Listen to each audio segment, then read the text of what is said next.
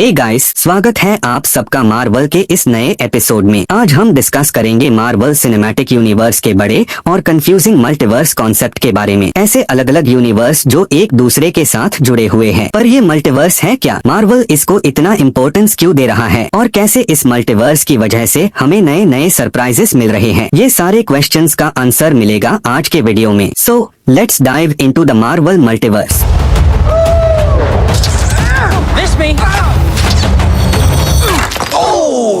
तो पहले समझते हैं कि मल्टीवर्स एक्चुअली होता क्या है। मल्टीवर्स का कॉन्सेप्ट मार्वल कॉमिक्स में शुरू हुआ, जिसमें बताया गया कि हमारे यूनिवर्स के अलावा और भी कई यूनिवर्स हैं और सब अलग अलग डायमेंशंस में हैं। मतलब जो दुनिया हम देखते हैं उसके अलावा और भी कई ऑल्टरनेट वर्ल्ड्स एग्जिस्ट करते हैं, जहां कुछ अलग ही रूल्स होते हैं और हमारे फेवरेट कैरेक्टर्स भी वहां अलग अलग वर्जन्स में होते हैं। जैसे कि हमने doctor strange in the multiverse of madness movie में देखा। मल्टीवर्स का कॉन्सेप्ट सच में माइंड ब्लोइंग और थोड़ा कंफ्यूजिंग भी है, पर ये MCU में कुछ भी पॉसिबल बना देता है। मार्वल सिनेमैटिक यूनिवर्स में मल्टीवर्स का कॉन्सेप्ट पहली बार इंट्रोड्यूस हुआ था लोकी सीरीज के थ्रू। जब हम टाइम वेरिएंस अथॉरिटी यानी TVA के बारे में जानते हैं तो पता चलता है कि एक ऐसी ऑर्गेनाइजेशन है जो टाइम और ऑल्टरनेट यूनिवर्सिस को कंट्रोल करती है। और लोकी सीरीज में हम मिलते हैं ही हू रिमेन्स से, जो मल्टीवर्स के अल्टीमेट बॉस है। TVA और ही हू रिमेन्स ने मल्टीवर्स के कुछ रास्ते बंद किए थे, पर लोकी सीरीज के एंड में वो रिस्ट्रिक्शंस खत्म हो जाती है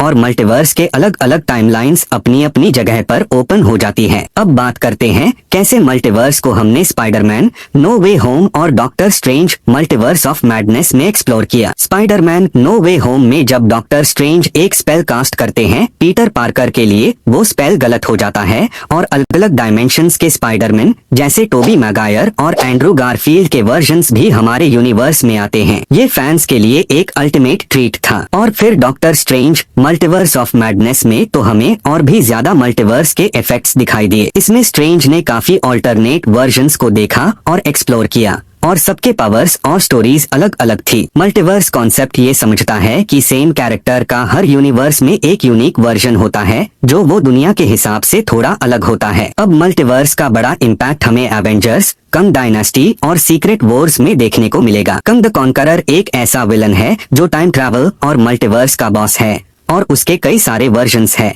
जिनको हम फ्यूचर मूवीज में देखने वाले हैं। ये कंग का कॉन्सेप्ट पूरा MCU को शेक अप कर देगा, क्योंकि वो मल्टीवर्स में कहीं भी और कभी भी आके सब कुछ बदल सकता है। MCU फेज 6 में मल्टीवर्स का मेजर रोल है और मार्वल अपने फैंस के लिए अलग अलग सरप्राइजेस और क्रॉसओवर्स लाने वाला है। इमेजिन अब हम एक यूनिवर्स में एक्समैन और एवेंजर्स दोनों को साथ में देख सकते हैं। मतलब पॉसिबिलिटीज तो एंडलेस है। तो दोस्तों, ये था मार्वल सिनेमैटिक यूनिवर्स का मल्टीवर्स का कॉन्सेप्ट और उसका फ्यूचर इम्पैक्ट MCU पर। मार्वल ने मल्टीवर्स का यूज करके अपने मूवीज और सीरीज में नए नए पॉसिबिलिटीज ओपन कर दिए हैं और ये मार्वल फैंस के लिए एक एक्साइटिंग जर्नी बन गया है। अगर आपको भी लगता है कि मल्टीवर्स कॉन्सेप्ट के वजह से मार्वल में बहुत कुछ देखने को मिलेगा, तो इस वीडियो को लाइक करो और कमेंट्स में बताओ कि आपका फेवरेट मल्टीवर्स मोमेंट कौन सा है। तो मिलते हैं अगली बार और अब तक के लिए keep exploring the Marvel multiverse. Thanks for watching guys.